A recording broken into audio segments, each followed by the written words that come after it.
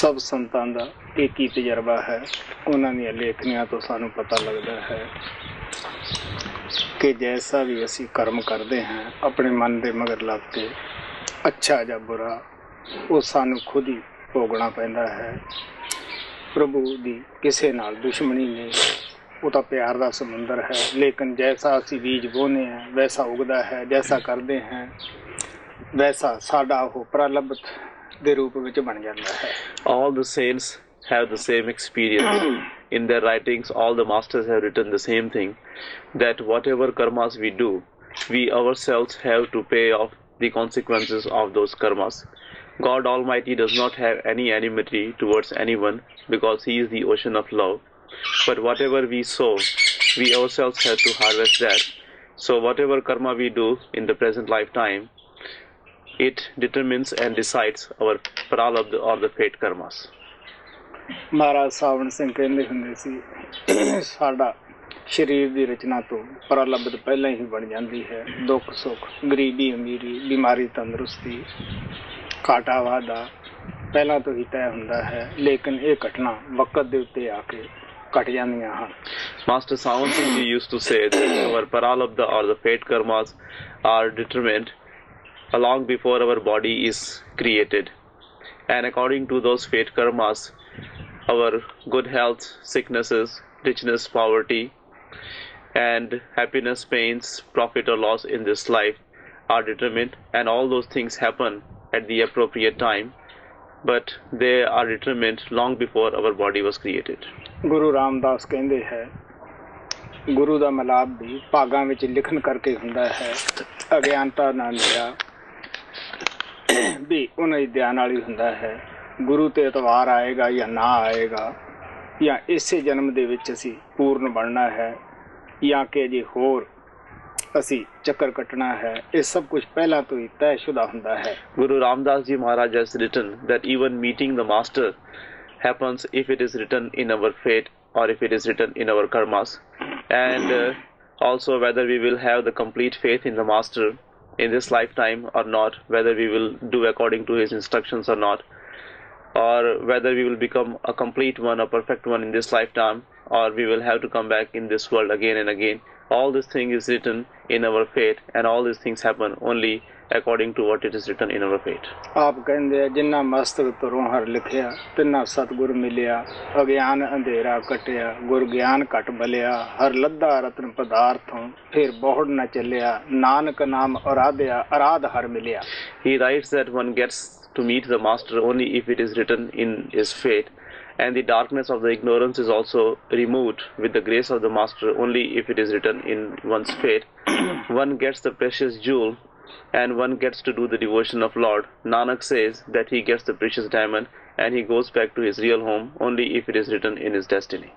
महाराज सावन सिंह कहते हुंदे सी सत्संग दे अंदर आउणा जां अभ्यास दा करना ये भी साडे पहला तो तयशुदा हुंदा है। वो कहण लगे जिन्ना चिर साडियां अखां बंद हन उन्ना चिर असीं कहने असीं सत्संग विच जाने हैं या असीं नाम नूं प्राप्त कर सकते हैं। जद अखां खुल जांदियां है फिर पता लगता है कि कोई ताकत ही सानूं सत्संग विच भी ले आंदी है, अभ्यास अंदर भी प्रेर के बिठाउंदी है। Master Sawan Singh Ji used to say that it is all predetermined. Our coming to the satsang and our developing faith and devotion in the master and in the satsang is also, it also happens only if it is written in our fate. He used to say that as long as our eyes are closed, we may say that we are going to the satsang or we are doing the meditation.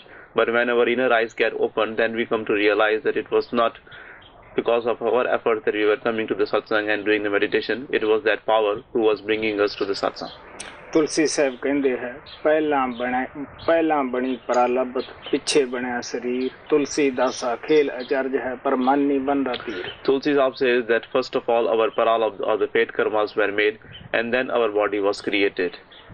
Further he says that, oh Tulsi, this is a very amazing glory, but this mind does not understand it. सत्संग शुरू करन तो मैं आपने एक कहानी सुनाऊंगा, पहले भी मैं कई दफा सुना चुके हैं। वो ये है कि सहारनपुर के अंदर एक शाहूकार रहिंदा सी, अच्छा धनी सी। ਉਸ ਦੇ ਕਈ ਲੜਕੇ ਸਨ। ਉਹ ਸੂਮ ਵੀ ਕਾਫੀ ਸੀ, ਸਤਸੰਗ ਨੂੰ ਫਜ਼ੂਲ ਸਮਝਦਾ ਸੀ, ਬੱਚਿਆਂ ਨੂੰ ਵੀ ਰੋਕਦਾ ਸੀ ਕਿ ਉਹ ਵਕਤ ਖਰਾਬ ਕਰਨੀ ਹੈ। ਜਦ ਬੁੱਢਾ ਹੋ ਗਿਆ, ਉਹ ਬਿਮਾਰੀ ਨਾਲ ਪੀੜਤ ਦੁਖੀ ਹੋਇਆ।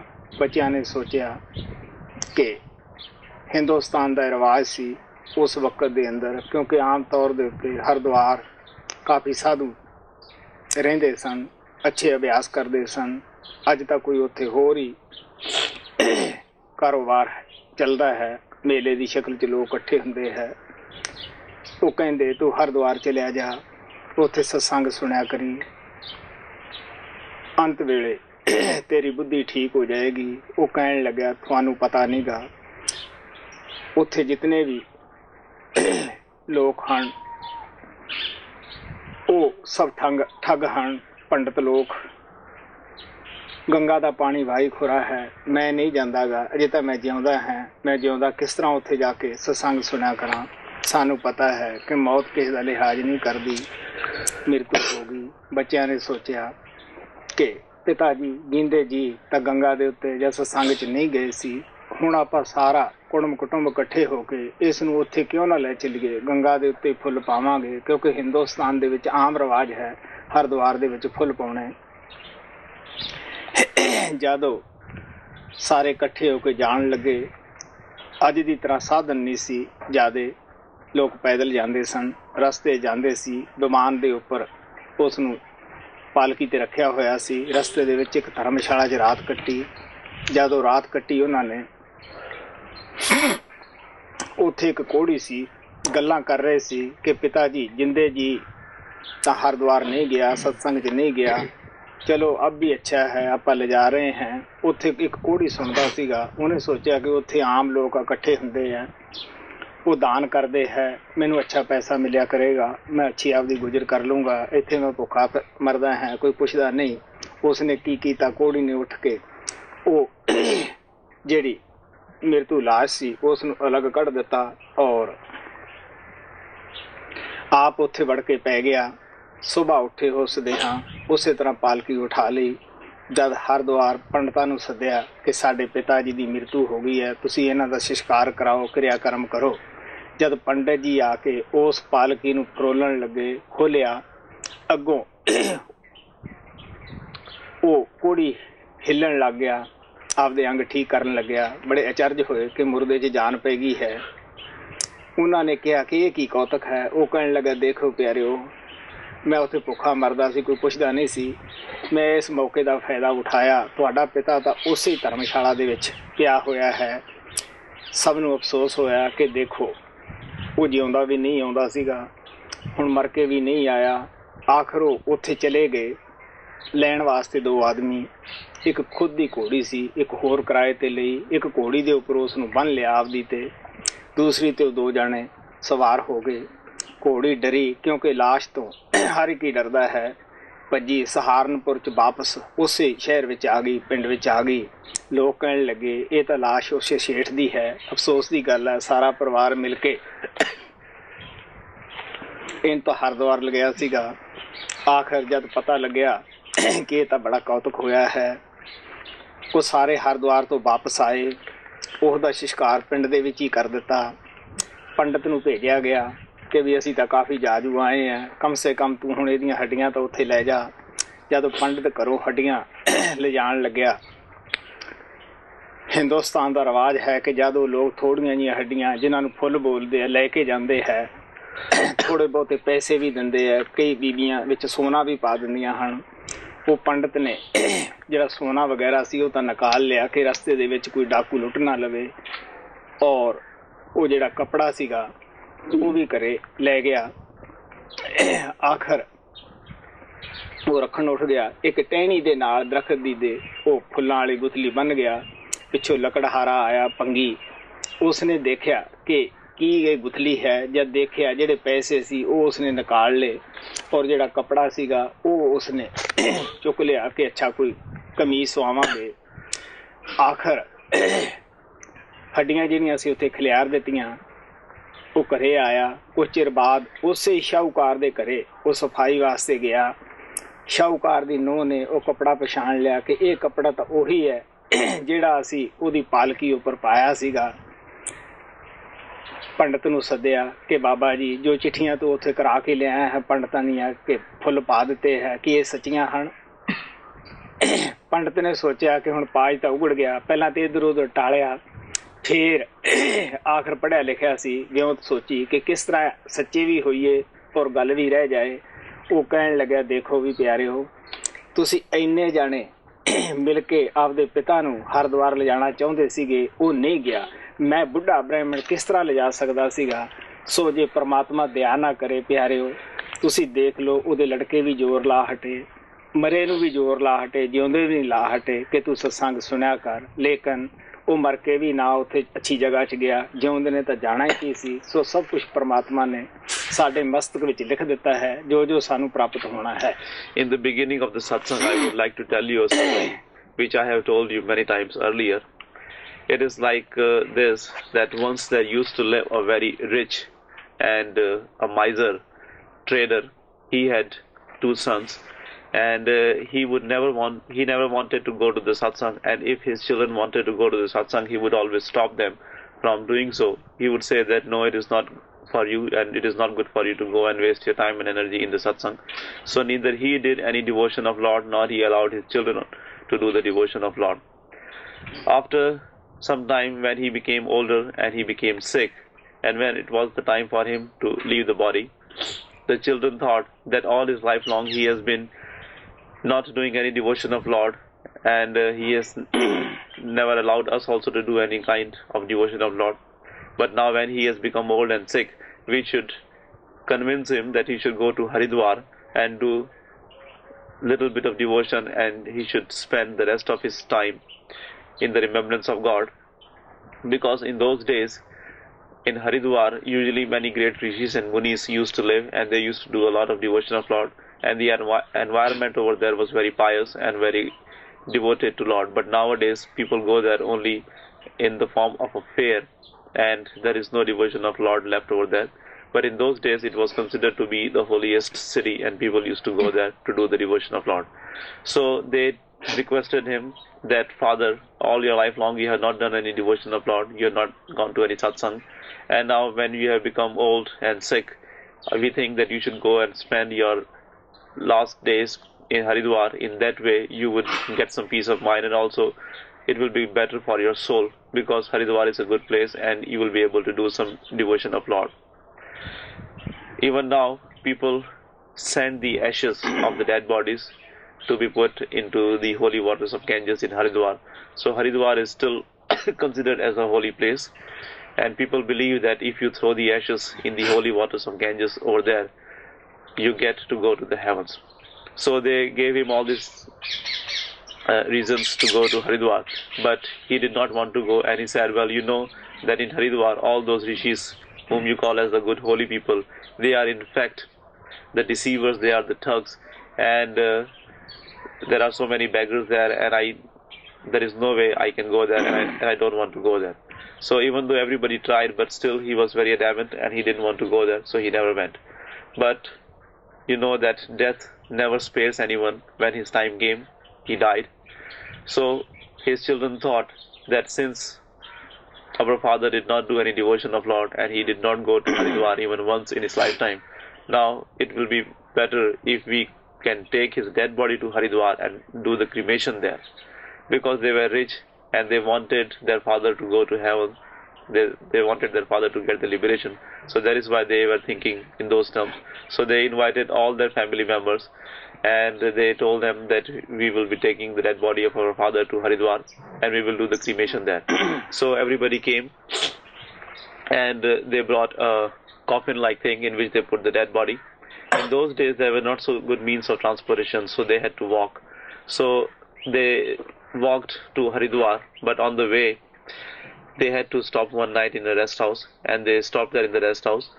And while they were in the rest house, they were talking about how their father, that old man who had died, was against going to Haridwar, but now it was good that he is dead, so at least they could take his dead body there, and in that way at least one good karma will be written in his account, that he has done this, that he was cremated in the holy place of Haridwar. Over there in the rest house there was a leper who was tired living in that rest house, because not so many people were coming to the rest house, and he was not getting any money or he didn't have any source of income there. And he had heard that in Haridwar many people go and they give a lot of donations. So he thought that if somehow I could get to Haridwar, it will be good for me, because I will get more income, I'll get more money, and it will be more comfortable for me to live there. But since he was a leper and he could not walk, and he did not have any way of reaching Haridwar, so he thought of an idea that why not I remove this dead body from this coffin and sit in this coffin, and they will take me, because they will not know that I have removed the body. So he did that. He removed the dead body from the coffin and he himself lay down there. Next day, when those people brought the coffin to Haridwar, they called the Panditji, and he was told to perform the final rites and rituals, do the cremation. So he opened the coffin, because he sensed some movement in the coffin, and he was surprised to see a person moving his hands and limbs, and they were surprised at what has happened. So that leper told them the whole story. He said that I was in a very miserable condition over there in the rest house, and I heard you people talking that you were bringing this coffin to Haridwar, so I removed the dead body, and in his place I have come here, and I appreciate that you brought me here. So those people, they were very surprised, because that old man never wanted to come to Haridwar when he was alive, and now his dead body was also not here, but still, because they wanted him to get the liberation and all that kind of stuff. So they sent two people to that rest house. They had one horse and they hired another horse, so they took two horses to that rest house, and on one of the horse which belonged to that old man, they tied the dead body of the old man, and the other person was on the other hired horse. You know that everybody is afraid of the dead body, so the horse also became afraid, and because he was afraid, he ran back to Saharanpur, the place where the old man used to live, with the dead body of the old man on his back. So when he got there, people in that city were surprised to see the dead body of the old man coming back to the city. The other family members also followed the horse, and they also came to Saharanpur, and then they decided that since it was not in the fate of the old man to be cremated at Haridwar, so it is better if we do the cremation here in Saharanpur itself.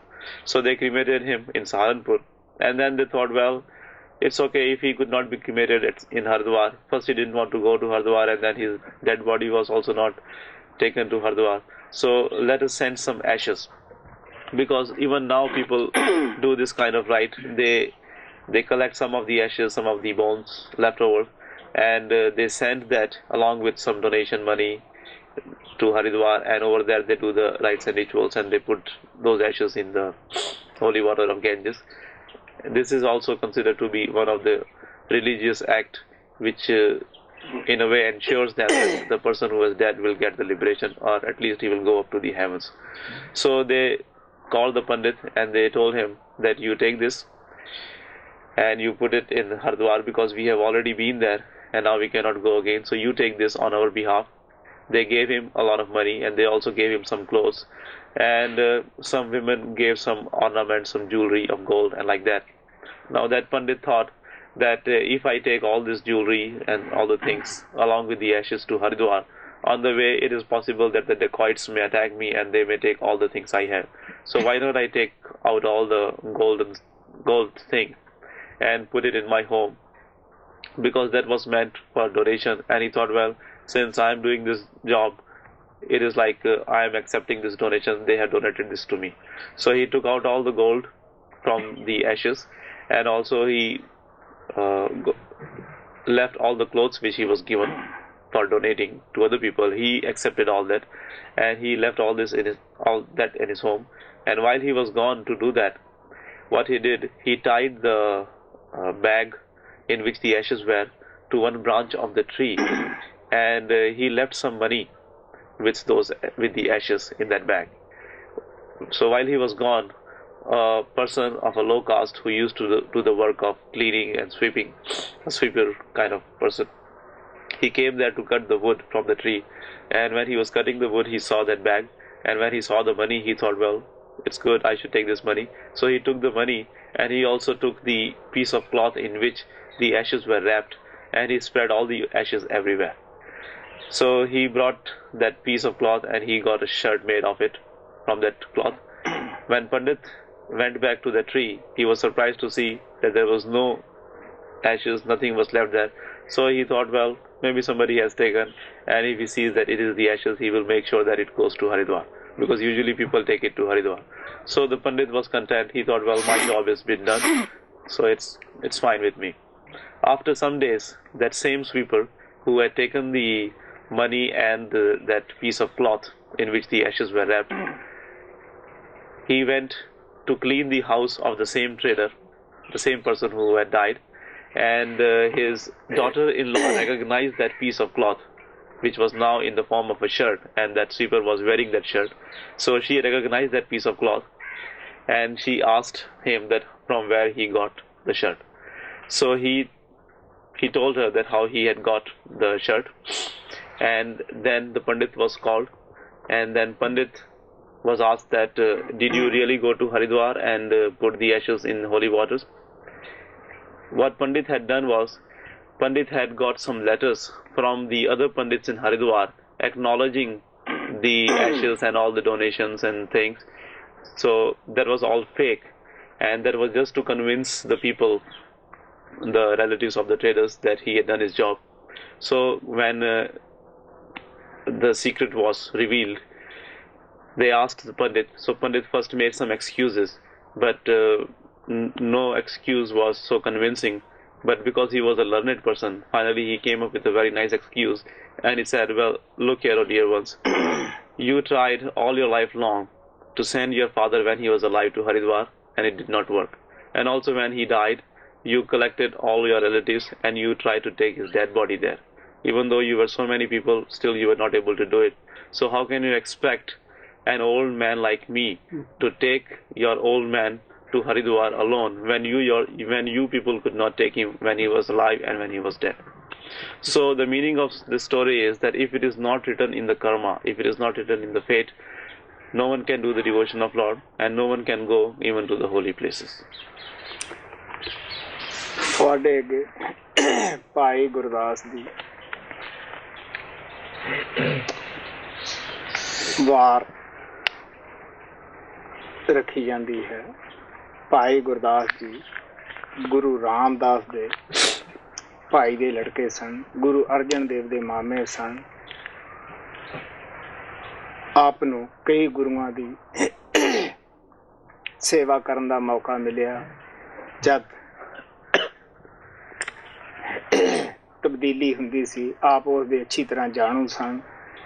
Guru Arjan Dev ਦੇ ਦੋ ਭਾਈ ਹੋਰ ਸਨ। ਬੜਾ ਪ੍ਰਿਥੀ ਚੰਦ ਸੀ, ਛੋਟਾ ਮਹਾਦੇਵ ਸੀ, ਸਭ ਤੋਂ ਛੋਟਾ ਅਰਜਨ ਦੇਵ ਸੀ।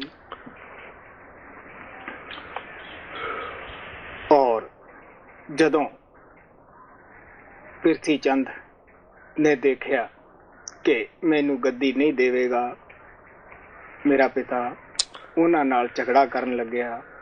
ਗੁਰੂ ਰਾਮਦਾਸ ਕਹਿਣ ਲੱਗਿਆ, ਬਈ ਦੇਖ ਬੇਟਾ, ਇਹ ਕਿਸੇ ਬੰਦੇ ਦਾ ਫੈਸਲਾ ਨਹੀਂ, ਇਹ ਭਗਵਾਨ ਦਾ ਅੰਦਰ ਤੋਂ ਹੀ, ਦਰਗਾਹ ਤੋਂ, ਸੱਚਖੰਡ ਤੋਂ ਹੀ ਫੈਸਲਾ ਹੁੰਦਾ ਹੈ ਕਿ ਇਹ ਵਸਤੂ ਕਿਹਦੀ ਹੈ, ਕੌਣ ਇਸ ਨੂੰ ਜਰੇਗਾ, ਕੌਣ ਇਸ ਨੂੰ ਸੰਭਾਲ ਕੇ ਰੱਖੇਗਾ, ਕੌਣ ਇਸ ਦੀ ਅੱਗੇ ਵੰਡ ਕਰੇਗਾ। ਕਹਿਣ ਲੱਗੇ, ਦੇਖ ਪਿਤਾ ਦਾ ਪੁੱਤ ਦੇ ਨਾਲ ਝਗੜਾ ਨਹੀਂ ਬਣਦਾਗਾ। ਪਿਤਾ ਬੜਾ ਹੁੰਦਾ, ਪੁੱਤਰ ਛੋਟਾ ਹੁੰਦਾ ਹੈ। ਉਹਨਾਂ ਨੇ ਆਪਦੀ ਬਾਣੀ ਅੰਦਰ ਵੀ ਇਸ ਦਾ ਜ਼ਿਕਰ ਕੀਤਾ ਹੈ। A writing of Bhai Gurdas, a war of Bhai Gurdas is presented to you. Bhai Gurdas was the son of Guru Ramdas's brother, and he was an uncle. He was the uncle of Guru Arjan Dev Ji Maharaj, and he had witnessed the reign of many Sikh gurus, and he was always present whenever any changes happened. Whenever the masters passed, he was present there in many of the masters' lifetimes, and he was very devoted to the masters. Guru Ramdas had two more sons besides Guru Arjan Dev. The oldest one was Prithi Chand and the youngest one was Mahadev. And when Prithi Chand came to realize that Guru Ramdas was not going to make him his successor, instead he was going to make Guru Arjan as his successor, he started fighting with Guru Ramdas. So Guru Ramdas lovingly explained to him, he said that, dear son, you should not fight with him because it is not something which I can decide. It is the work of God Almighty, and only God Almighty has to decide that who continues to work the work of God, and it is nothing to do with me. I cannot appoint anyone. It is the work of God, and God only decides, and God only sees that which vessel is receptive and which vessel is fit to continue doing this work. And it is not good for you to fight with me because I am your father and you are my son, and it is not good for a son to fight with the father. But still Prithi Chand did not listen to Guru Ramdas. Guru Granth Sahib ਨੂੰ ਲਿਖਣ ਦਾ ਮਾਣ ਭਾਈ ਗੁਰਦਾਸ ਨੂੰ ਹੀ ਪ੍ਰਾਪਤ ਸੀਗਾ। ਗੁਰੂ ਅਰਜਨ ਦੇਵ ਨੇ ਕਿਹਾ ਸੀ ਕਿ ਇਹ ਰੂਹਾਨੀਅਤ ਦਾ ਖਜ਼ਾਨਾ ਹੈ, ਗੁਰੂ ਗ੍ਰੰਥ ਸਾਹਿਬ ਸੰਤ ਮਤ ਦਾ ਖਜ਼ਾਨਾ ਹੈ। ਇਹਨਾਂ ਦੀ ਜੋ ਵਾਰ ਹੈ ਉਹ ਕੁੰਜੀ ਦਾ ਕੰਮ ਕਰੂਗੀ, ਉਸ ਨੂੰ ਪੜ੍ਹਨਾ ਵੀ ਸਤਸੰਗੀਆਂ ਦੇ ਬੜਾ ਲਾਭਦਾਇਕ ਹੋਏਗਾ। Bhai Gurdas got the honor of writing Guru Granth Sahib when Guru Arjan was compiling it, and Guru Arjan Dev had said about the writings of Bhai Gurdas that Guru Granth Sahib is the treasure of spirituality, and the vars or the writings of Bhai Gurdas is like the key to open that treasure.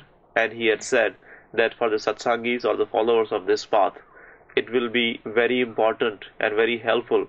If they want to know the teachings of Guru Granth Sahib, it is very important for them to have the knowledge and read the vars of Bhai Gurdas. Maharaj Savan Singh ji ਇਹਨਾਂ ਦੇ ਉੱਪਰ ਸਤਸੰਗ ਕਰਦੇ ਰਹੇ ਹੈ, ਕਿਉਂਕਿ ਭਾਈ ਗੁਰਦਾਸ ਨੂੰ ਸਿੱਖ ਜਗਤ ਦੇ ਅੰਦਰ ਵੇਦ ਵਿਆਸ ਦਾ ਰੁਤਬਾ ਪ੍ਰਾਪਤ ਹੈ। Baba Savan Singh ji also used to comment on the writings of Bhai Gurdas, and in the Sikh religion, Bhai Gurdas is considered as the Ved Vyas. ਜਦ ਝੱਖੜ ਆਉਂਦਾ ਹੈ, ਬੜੇ ਬੜੇ ਦਰਖਤ ਟੁੱਟ ਜਾਂਦੇ ਹੈ, ਇਸੇ ਤਰ੍ਹਾਂ ਜਦ ਸੰਤ ਮਹਾਤਮਾ ਇਸ ਸੰਸਾਰ ਤੋਂ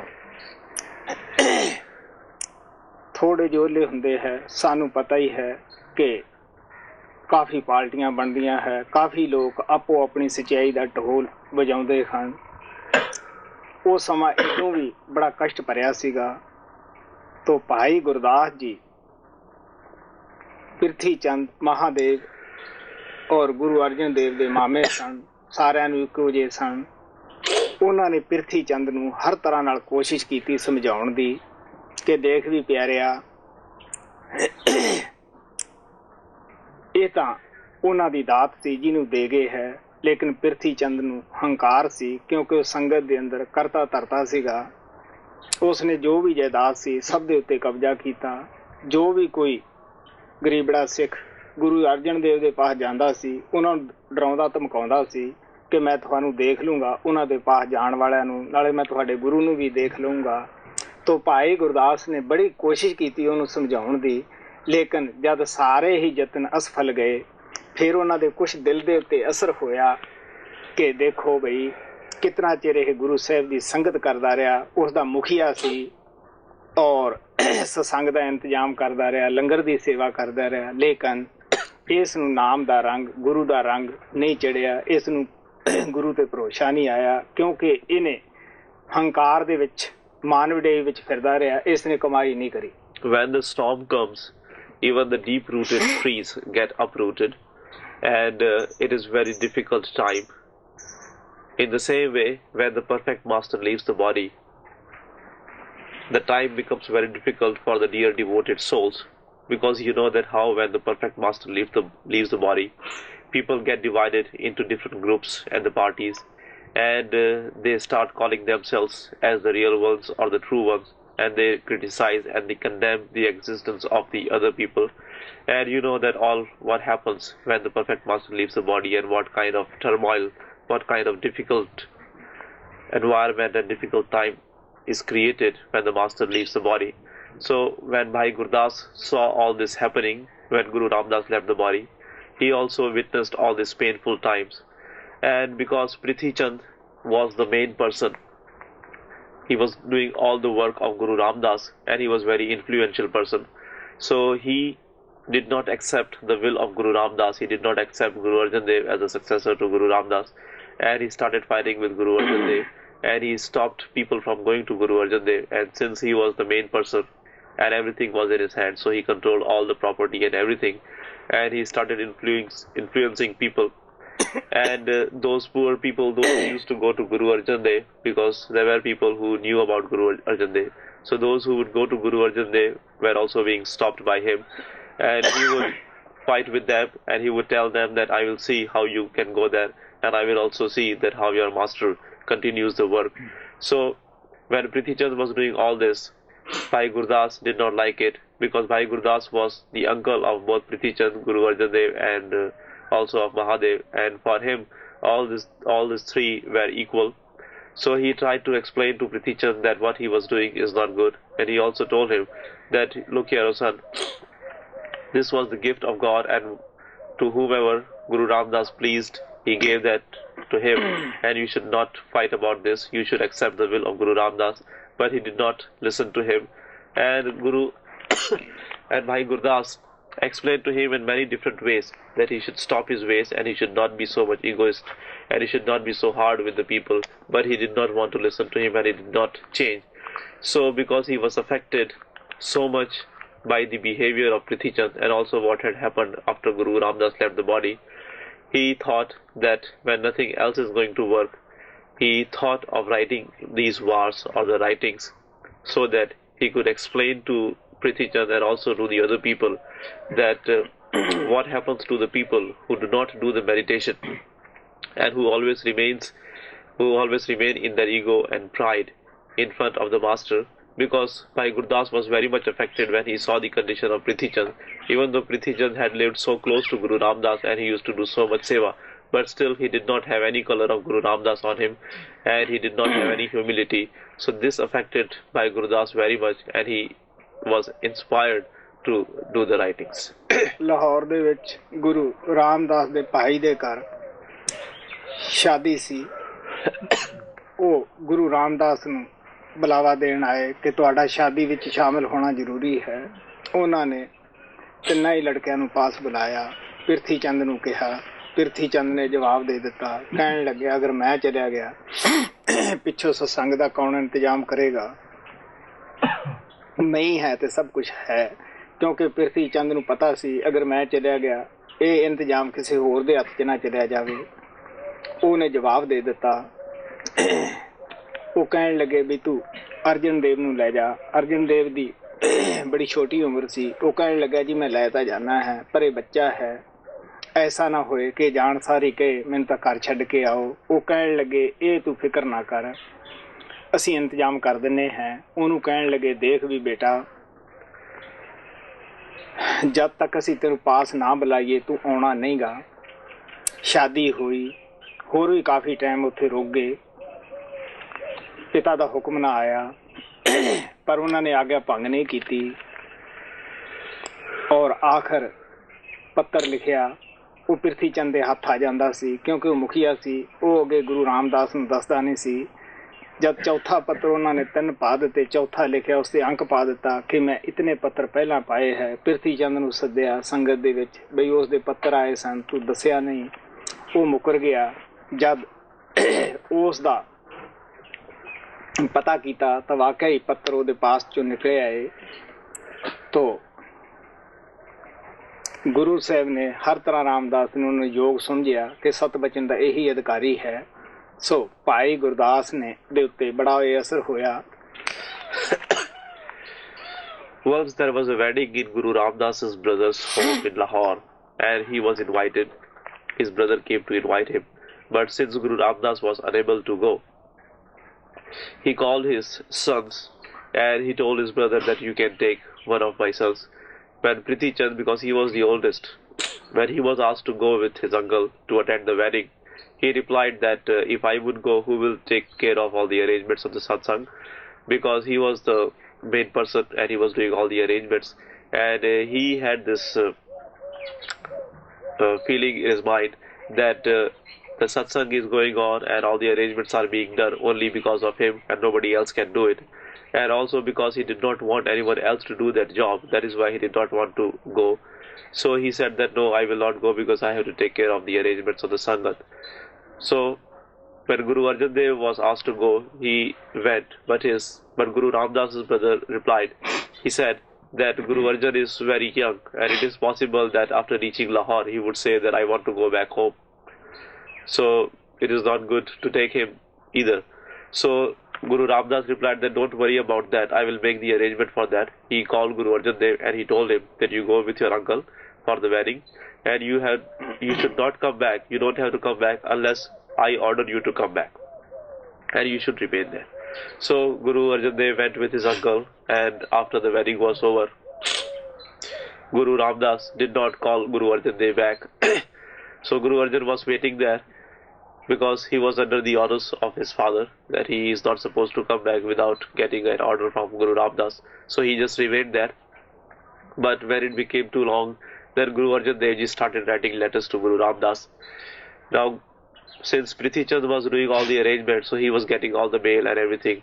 So he did not give the letters of Guru Arjan Dev to Guru Ramdas because he was afraid that Guru Ramdas will be so impressed by the writings and by the thoughts of Guru Arjan Dev that he will at once call for Guru Arjan Dev. And Prithi Chand also knew that Guru Arjan Dev would be made the successor, and he did not want Guru Ramdas to read the letters of Guru Arjan Dev. So he did not give 3 letters to Guru Ramdas, but when the 4th letter arrived and it was written on that letter that this is my 4th letter, somehow that letter got into the hands of Guru Ramdas, and then Guru Ramdas asked Prithi Chand about those 3 missing letters. And then Guru Ramdas was so much pleased and so much impressed by Guru Arjan Dev's devotion that he was called right then, and because of his love and devotion he was given the successorship. He was made because he was the perfect one, and Prithi Chand also knew that. So Bhai Gurdas also was present there, and he also knew that, and Bhai Gurdas always remained with Guru Arjan Dev, and whatever work Guru Arjan Dev gave him to do, he did that lovingly. चिट्ठियां बड़ियां दर्द भरियां सन। कहने लगे एक घड़ी ना मिलते ते कल जुग होता, हुण कद मिलिए प्रैतुत भगवंता, मोए रहन ना बिहावे नींद ना आवे बिन देखे गुरुद्वारे जियो. Those letters were full of the longing and yearning.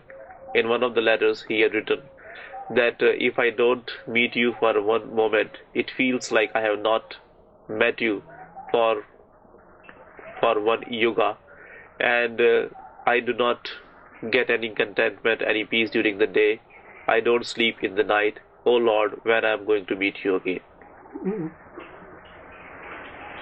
वार 17वीं पन्ना 131 सागर अगम अथाओ मथ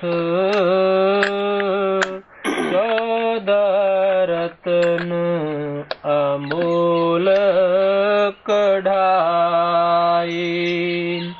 ससियर सारंग तनख मद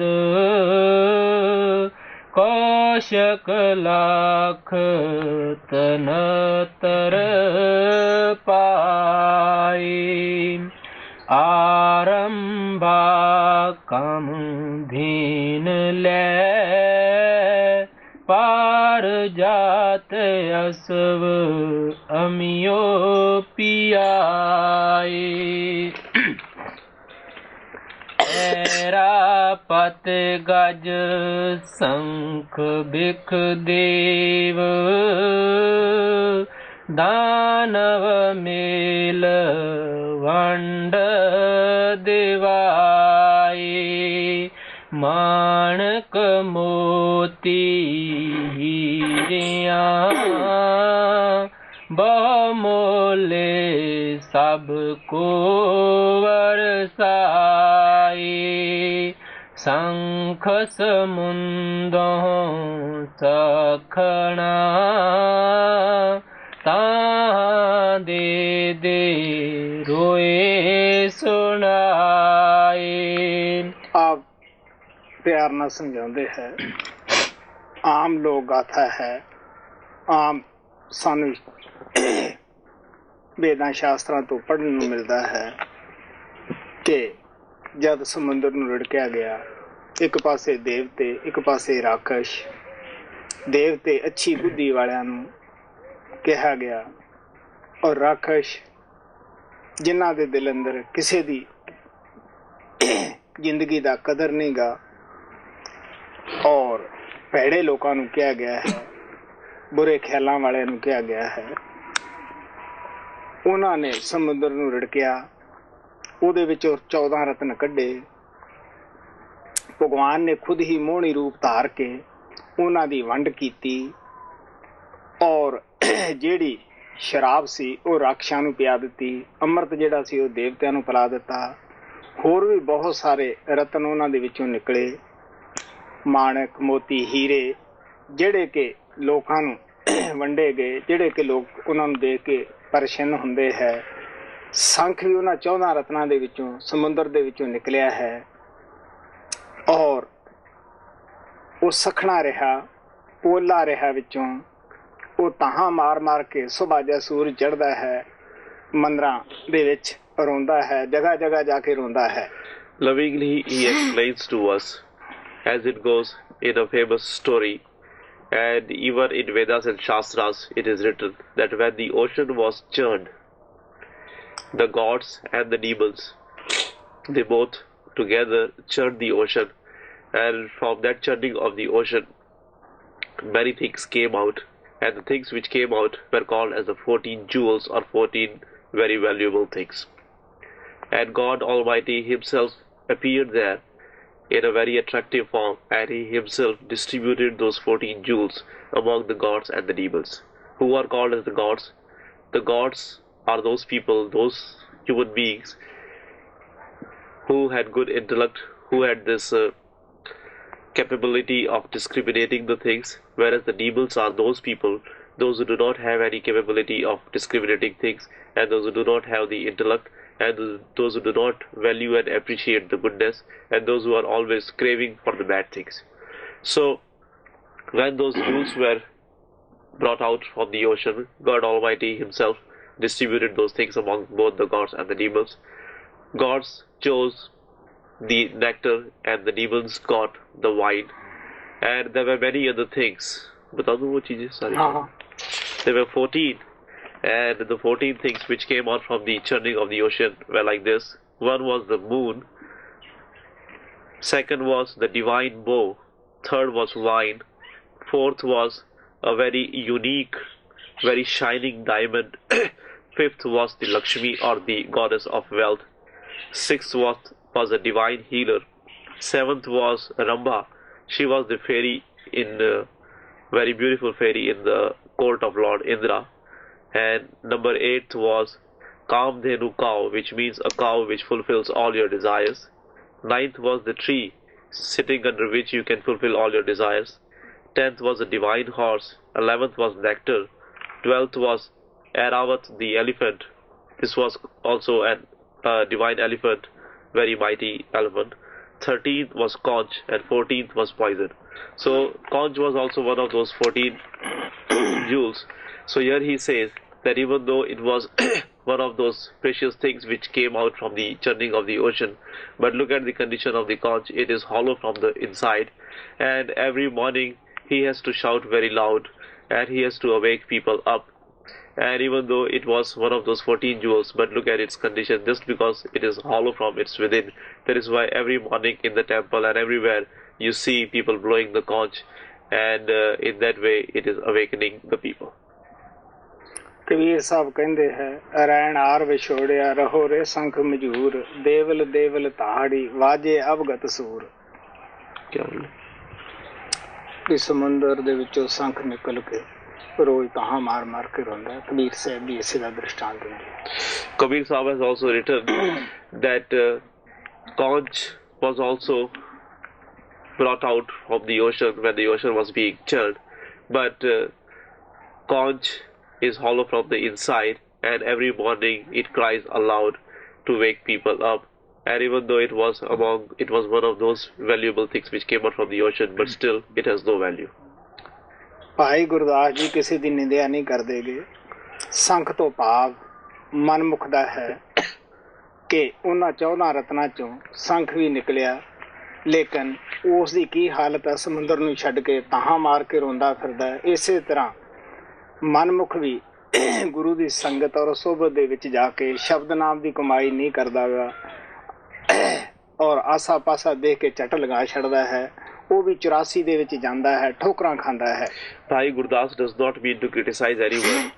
He tells us that even though conch was one of those 14 valuable things which came out from the ocean, but still the condition of the conch is such that it is hollow from the inside, and every day it cries aloud.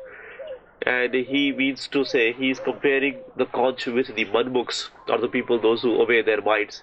He says that the manmukhs, even after going to the masters, they spend their time, they waste their time just looking here and there, and they do not get the devotion, and they do not do the things according to the instructions of the master. So they also remain hollow from their inside like the conch. And like the conch, even though it came out from the ocean, which is the treasure of all the riches, but still it remained without any value, and every day it has to cry aloud.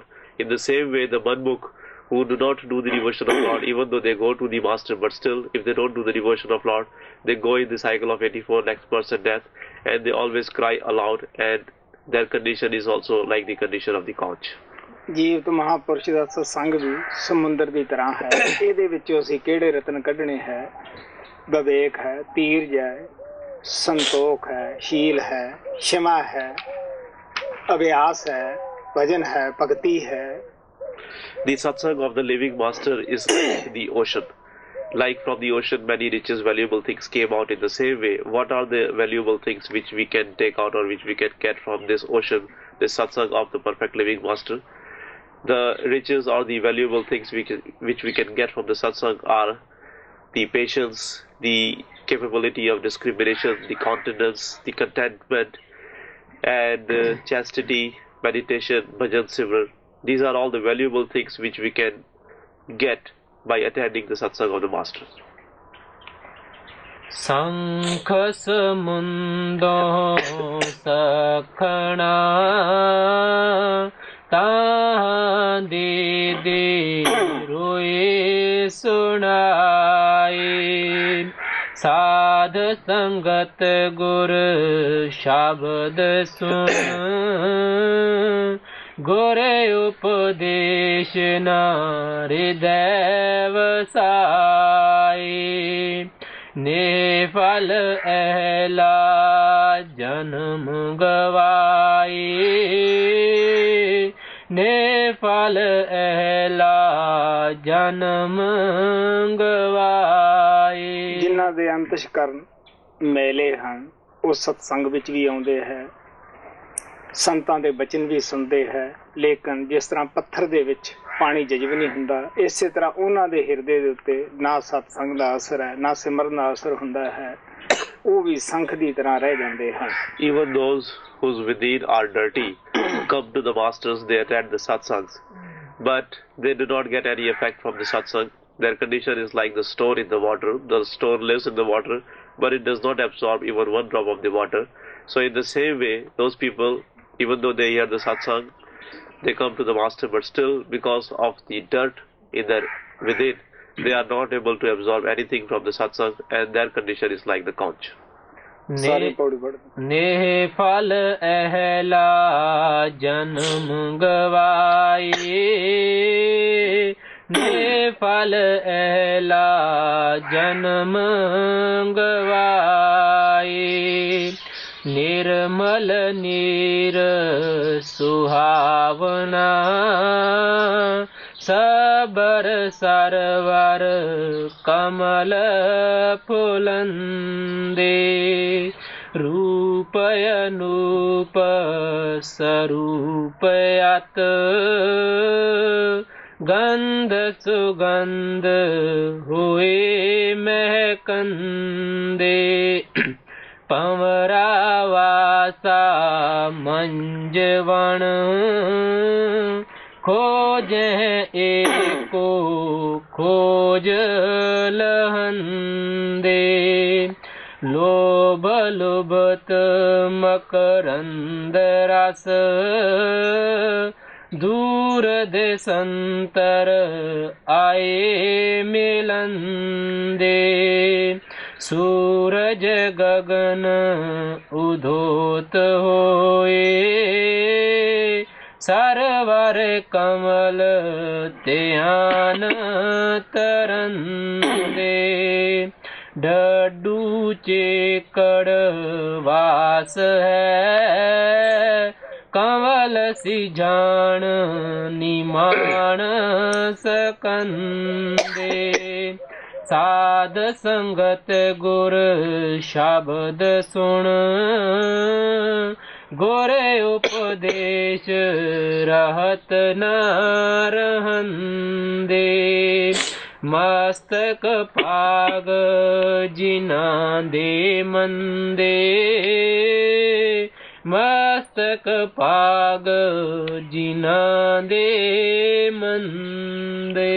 ਹੁਣ ਆਪ ਇੱਕ ਡੱਡੂ ਦੀ ਮਿਸਾਲ ਦਿੰਦੇ ਹੈ ਕਿ ਤਲਾਅ ਦਾ ਪਾਣੀ ਨਿਰਮਲ ਹੈ, ਸੋਹਣਾ ਹੈ, ਸਾਫ਼ ਹੈ, ਉਹਦੇ ਵਿੱਚ ਕਮਲ ਵੀ ਹਨ, ਡੱਡੂ ਵੀ ਉੱਥੇ ਹੈ ਚਿੱਕੜ ਦੇ ਅੰਦਰ, ਲੇਕਿਨ ਡੱਡੂ ਨੂੰ ਉਸ ਫੁੱਲ ਦੀ ਖੁਸ਼ਬੂ ਨਹੀਂ ਆਉਂਦੀ ਗੀ। ਭੌਰੇ ਵੀ ਜੰਗਲ ਦੇ ਵਿੱਚ ਫਿਰਦੇ ਹੈ, ਉਹ ਕਮਲ ਦੀ ਵਾਸ਼ਨਾ ਨੂੰ ਪਛਾਣ ਲੈਂਦੇ ਹੈ, ਉਹ ਦੂਰੋਂ ਦੂਰੋਂ ਆ ਕੇ ਉਹਦੇ ਉਦਾਲੇ ਮਹਿਕ ਲੈਣ ਲੱਗ ਜਾਂਦੇ ਹੈ, ਉਸ ਨੂੰ ਛੱਡਦੇ ਨਹੀਂ ਗਏ। ਆਪ ਕਹਿਣ ਲੱਗੇ ਡੱਡੂ ਉੱਥੇ ਰਹਿੰਦਾ ਹੋਇਆ ਜਾਲਾ ਖਾਂਦਾ ਹੈ। ਇਸੇ ਤਰ੍ਹਾਂ ਜਿਨ੍ਹਾਂ ਦੇ ਮਾੜੇ ਭਾਗ ਹੈ, ਖੋਟੇ ਭਾਗ ਹੈ, ਉਹ ਸਤਸੰਗ ਵਿੱਚ ਵੀ ਆਉਂਦੇ ਹੈ, ਉਪਦੇਸ਼ ਵੀ ਸੁਣਦੇ ਹੈ, ਬਚਨ ਵੀ ਸੁਣਦੇ ਹੈ, ਲੇਕਿਨ ਉਸ ਨੂੰ ਉਹ ਕਮਾਉਂਦੇ ਨਹੀਂ, ਹਿਰਦੇ ਵਿੱਚ ਨਹੀਂ ਵਸਾਉਂਦੇ ਗੇ, ਕਿਉਂਕਿ ਉਹ ਕਿਹਦੇ ਭਾਗ ਲਿਆਉਣ।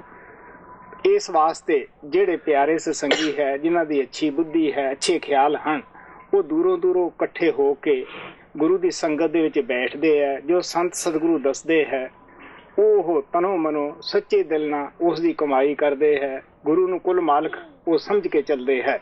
Now he gives the example of a frog. He says that in the water of the pond, the water is very clear, very pure, and the frog lives there. And also in one part of the pond which is not very clean, the lotus also blooms. The lotus is very fragrant, and there are honeybees all over the forest, and the honeybees come from far away to come to the lotus, and they enjoy the company of the lotus. And even though the frog is living right there in the pond where the lotus is, but still he does not want to go near the lotus, he does not enjoy the company of the lotus. Instead, he always remains in the dirt, and he enjoys the company of the dirt. He says that in the same way, those people, those whose within is very dirty, even though they may come to the master, they may attend the satsang, but still they would not absorb the good words of the masters into their heart, and they would not work according to the instructions of the master, and they would be like the frog who, even though lives in the company of the lotus, but does not want to enjoy the company of the lotus, whereas the honeybees come from far away and they take advantage of the lotus. In the same way, the dear satsangis, the devoted souls, they come from very far distances. They come and sit at the feet of the master. They understand the master as the God Almighty, as the all-conscious one, and believing him as the all-conscious one and God Almighty, they do the devotion, and they take the advantage of the master. And even though they do not live there all the times, but they come from far distances, but still they are the ones who are the real devotees of the master. ਕਮਲ ਜਦ ਸੂਰਜ ਚੜ੍ਹਦਾ ਹੈ ਆਕਾਸ਼ ਦੇ ਵਿੱਚ, ਉਹ ਖਿਲ ਜਾਂਦਾ ਹੈ। ਡੱਡੂ ਨੂੰ ਚਾਹੇ ਸੂਰਜ ਚੜ੍ਹੇ ਜਾਂ ਨਾ ਚੜ੍ਹੇ, ਉਹ ਰਾਤ ਦਿਨੇ ਜਾਲਾ ਖਾਣ ਤੇ ਲੱਗਿਆ ਹੈ। ਇਸੇ ਤਰ੍ਹਾਂ ਮਨਮੁਖ ਬੇਸ਼ੱਕ ਗੁਰੂ ਦੀ ਸੰਗਤ ਸੋਭਤ ਵਿੱਚ ਆ ਜਾਵੇ, ਫਿਰ ਵੀ ਉਹ ਮਾਨ ਵਡਿਆਈ ਨੂੰ ਖੋਜਦਾ ਹੈ, ਦੁਨੀਆ ਦੇ ਪਦਾਰਥਾਂ ਦੀ ਲਾਲਸਾ ਲੈ ਕੇ ਉਹ ਆਉਂਦਾ ਹੈ। The lotus blooms when the sun rises, but for the frog it does not matter whether the sun has risen or not, because he is always involved eating the dirt from the dirt of the pond. And in the same way, the manmukhs, it does not make any difference what has happened, because they come in this world with the desire of getting the worldly fame and the worldly riches, and that is why they do not have any, it does not make any difference to them whether the time is going by or not, because they are always involved in doing their own work. ਪੌਰੇ ਦੀ ਮਿਸਾਲ ਆਪਨੇ ਗੁਰਮੁਖ ਤੋਂ ਲਈ ਹੈ ਕਿ ਗੁਰਮੁਖ ਗੁਰੂ ਦੀ ਸੰਗਤ ਸੁਭ ਦੇ ਵਿੱਚ ਆ ਕੇ ਜੋ ਗੁਰਮੁਖ ਦੱਸਦੇ ਹੈ ਉਹਦੇ ਉੱਤੇ ਅਮਲ ਕਰਦਾ ਹੈ. He compares, or he has given the example of the FEB as the Guru book, because the Guru book always comes to the master, and whatever the master tells him to do, he does that. Bhai Gurdas ਨੇ ਜੋ ਕੁਝ ਸਾਨੂੰ ਸਮਝਾਇਆ ਹੈ ਆਪਣੀ ਲੇਖਣੀ ਦੇ ਅੰਦਰ, ਬਾਣੀ ਦੇ ਅੰਦਰ, ਸਾਡਾ ਵੀ ਫਰਜ਼ ਬਣਦਾ ਹੈ ਅਸੀਂ ਵੀ ਗੁਰਮੁਖ ਬਣੀਏ, ਨਾਮ ਦੀ ਕਮਾਈ ਕਰੀਏ, ਸੰਗਤ ਦੇ ਅੰਦਰ ਪਿਆਰ ਨਾਲ, ਸ਼ਰਧਾ ਦੇ ਨਾਲ ਬੈਠੀਏ, ਜੋ ਕੁਝ ਅਸੀਂ ਸੁਣਦੇ ਹਾਂ ਉਸ ਤੇ ਅਮਲ ਕਰੀਏ. So we should also understand what Bhai Gurdas has tried to explain to us in his writing, and we should also try to become like the Guru books, as he has mentioned. We should also sit in the company of the master, and we should also develop those qualities of the Guru books and become a Guru book. ਤੁਹਾਨੂੰ ਪਤਾ ਹੀ ਹੈ ਕਿ ਪ੍ਰਮਾਤਮਾ ਕਿਰਪਾ ਜਦ ਸੰਸਾਰ ਤੋਂ ਓਹਲੇ ਹੋਇਆ ਸੀਗਾ ਉਦੋਂ ਕਿਸ ਤਰ੍ਹਾਂ ਦਾ ਖਲਬਲੀ ਪੈਦਾ ਹੋਈ ਸੀ. ਮੇਰੇ ਉੱਪਰ ਭਾਈ ਗੁਰਦਾਸ ਦੀ ਤਰ੍ਹਾਂ ਬੜਾ ਅਸਰ ਹੋਇਆ ਸੀਗਾ. ਅੱਜ ਦੇ ਦਿਨ ਰਸਲ ਪਰਕਿੰਸ ਮੈਨੂੰ ਮਿਲਿਆ ਸੀਗਾ ਔਰ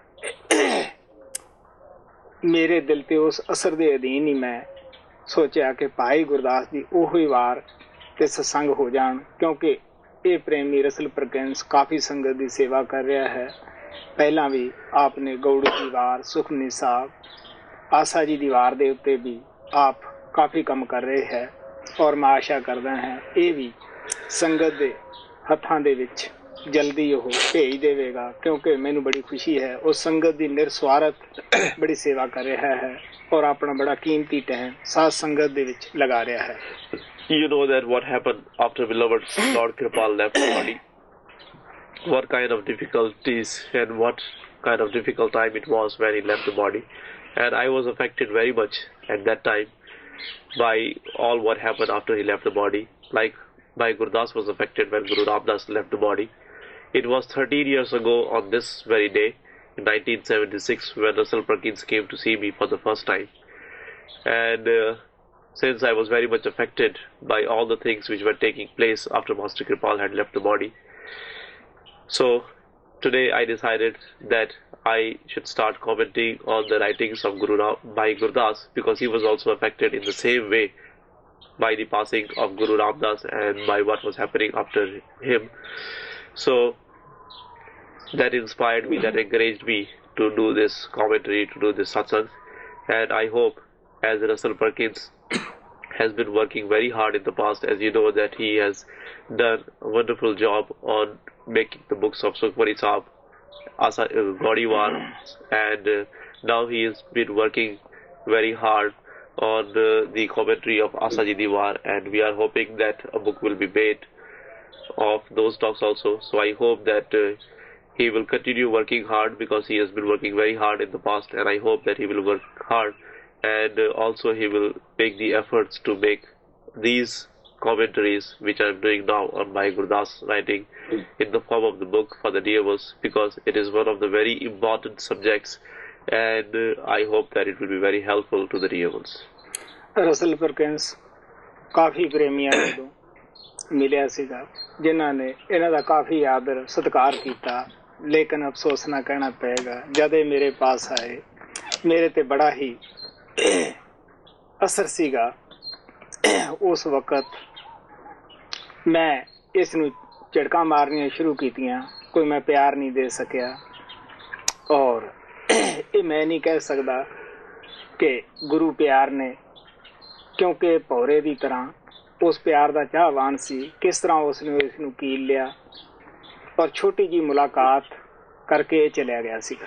Before coming to see me, Russell Perkins had met many other dear ones who had welcomed him, who had respected him a lot. But when he came to see me, because I was under such a stress and such an effect after Master had left the body, I was not able to welcome him with all the love, and I don't know why.